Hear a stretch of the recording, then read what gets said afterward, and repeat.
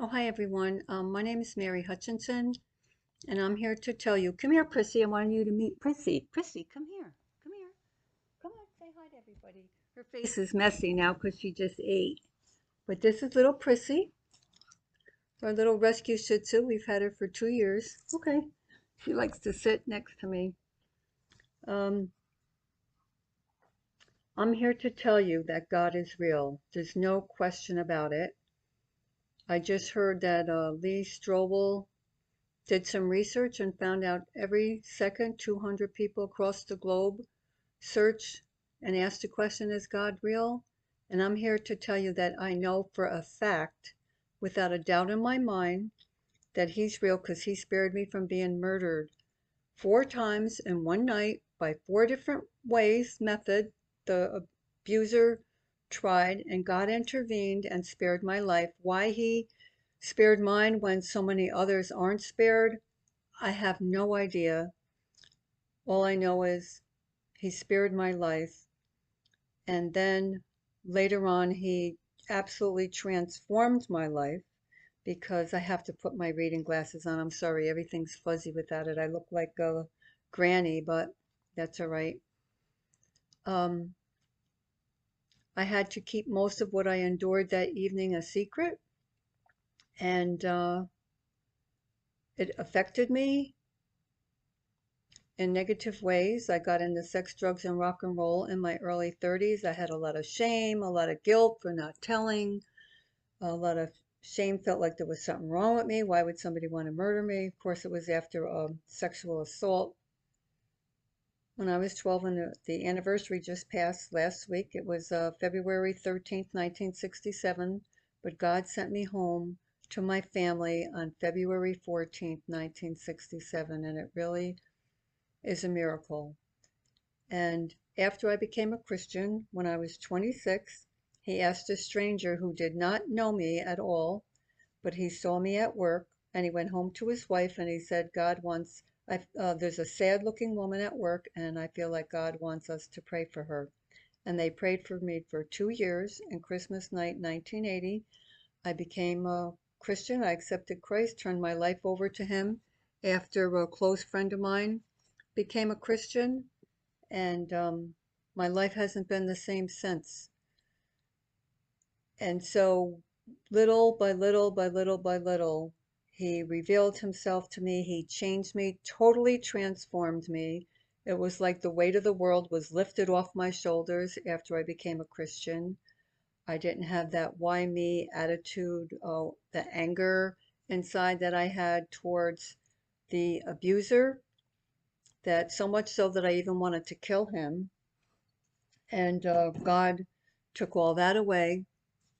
I didn't want to kill him anymore, and I actually forgave him. And God enabled me to do that because I was so grateful that God had forgiven me for all the things that I had done. But then God asked me to do more. He asked me to pray for him. It took many years, but it's a very powerful story of how God freed me from all the trauma from the childhood abuse, from the attempted murders. And I even wrote a book about it. Oh, it's backwards. I don't know how you see that frontwards. Huh. The Road to Mercy. Yeah, it's backwards. I don't know how you do that. It's on Amazon in ebook or paperback.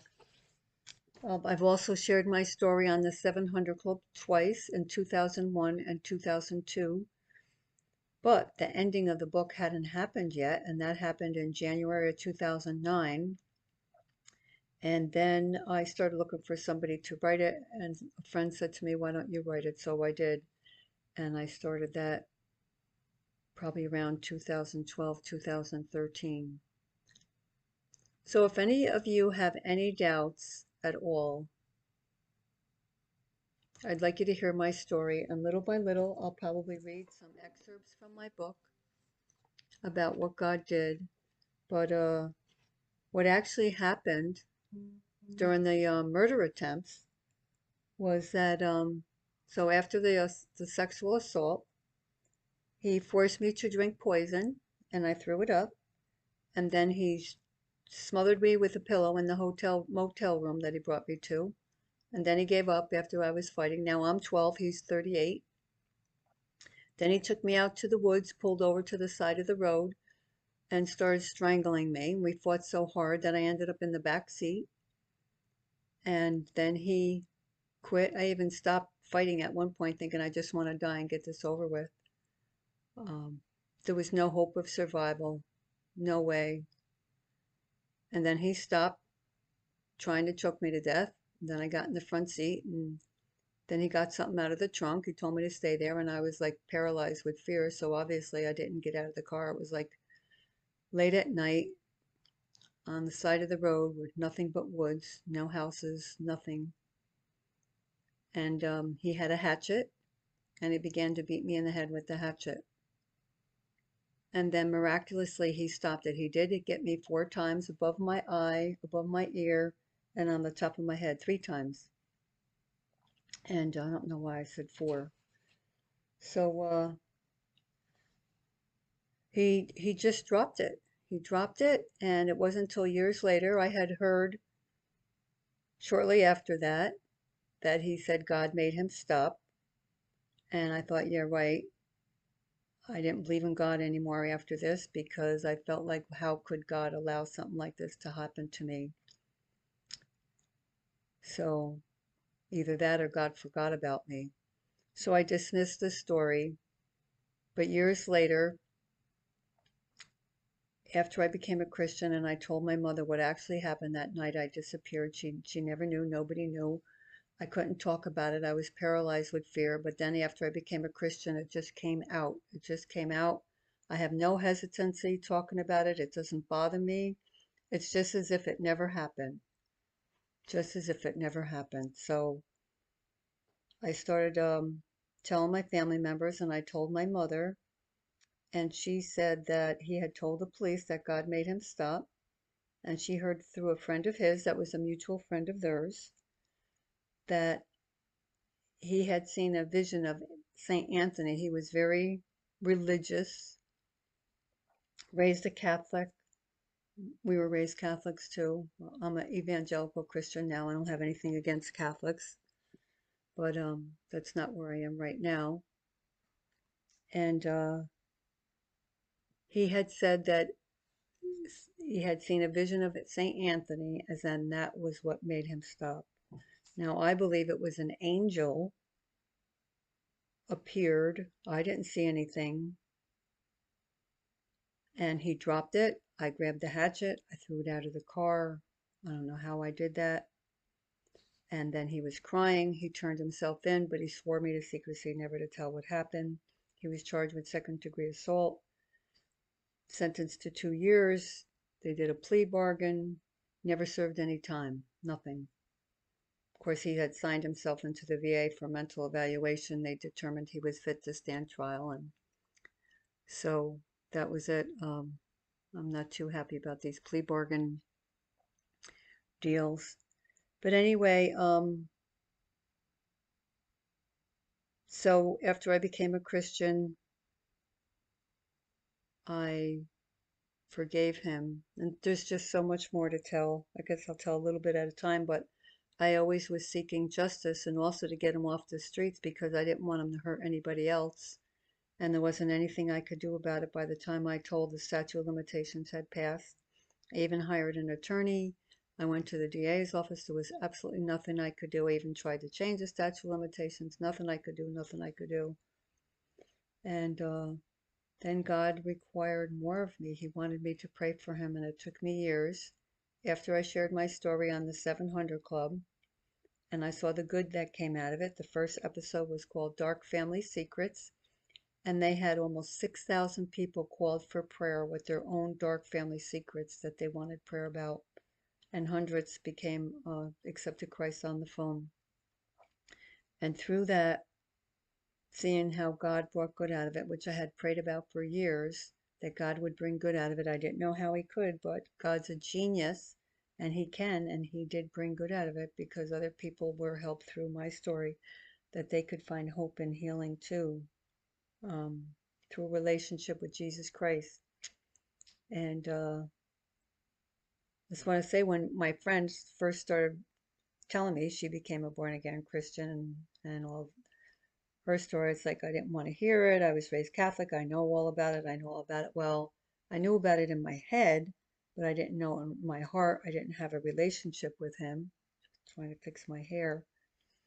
And it was like, well, he was all right for Sunday morning, but never heard anybody talk about him outside. I never knew anybody that said they had a personal relationship with him. And I can honestly say I have a personal relationship with him, and he's proved himself to me over and over and over and over, which I share in this book. It's just one thing after the other throughout my entire life, how he has intervened, how he has met my needs, how he has changed members of my family. You know, I grew up with a single mom, and we grew up on welfare. And um, anyway, so that's just part of the story. There's so much more. How I prayed for a husband for 7 years. I made a list of exactly what I was looking for. And 7 years later, a man from Virginia was sent to New York to do an audit in my office. And 2 years later, we were married, and we've been married now for almost 34 years. So he has given me the desires of my heart. He has given me these 57 years on earth that I wouldn't ordinarily have had. And I really feel it's important to share this story, to tell the world, because there's so many people out there who have no hope. Before I became a Christian, I had no hope of ever feeling normal. I was so traumatized by the attempted murders, what happened on February 13th, plus sexual abuse that happened for years, 3 years before that, from 9 to 12. So, such a wounded person, such a wounded person, that I didn't think I could ever feel normal. I believed that I'd never have a normal relationship, because every single relationship I had with the opposite sex was with a bad character, because that's all I felt like I was worth. It was never with anybody normal, because I didn't feel normal. I wouldn't know how to have a normal relationship. And there was no way to undo what had happened to me. But after I became a Christian and God started healing those layers upon layers upon layers, he gave me everything I could have ever imagined. A beautiful house, like I said, married for almost 34 years, normal, and I never looked back, never looked back once I became a Christian. It wasn't like you have to give this up, give that up, and give that up to be a Christian. I didn't want to do any of those things that I did before. My life was just, I was living in a completely different world. I saw things differently. My eyes were open, and I was no longer that sad young woman in the office. Actually, I was smiling all the time, happy, and people didn't really understand what happened to me. They became asking everybody, what happened to her? She's so happy all the time. So I just want people to know, who feel like there's no hope. Maybe you had some type of abusive childhood, either with your parents or a relative, either physical, mental, emotional, sexual abuse, and you're traumatized, and you picked the wrong relationships, or whatever dysfunction is going on, and you wonder why, and you wonder if there's any hope. I just want to tell you that there is hope. And that answer to that is a relationship with Jesus Christ. It's so simple. It's just so simple. And I just asked him to come in my life, take over my life, forgive me for all my sins. I started reading the Bible. I couldn't stop reading the Bible. I was reading it like a starving animal. I could not put it down. And it began to change me and heal me from the inside out. So maybe over, I'd like to do a lot more of these videos, give you more information, show you before and after pictures of myself, pictures of me when I was younger, and even read excerpts from my book, and You can comment, and you can also reach out to me on my website, marytherese.hutchinson.com, to contact me if you have any questions. So I just hope that this introduction to myself and my explanation of why I'm doing this now with YouTube. I'm hooked on YouTube videos, and I thought, well, that's a good way for me to get this out there, because I've never been an extrovert where I've gotten up in front of a large group of people, but I thought this is a good way to get this message out, and hopefully it will help people understand that God is real. He created you for a purpose. He cares about you, and he wants a relationship with you. And it's so simple. So until next time, this is Mary Hutchinson, and I hope you enjoyed this message. God bless. Bye.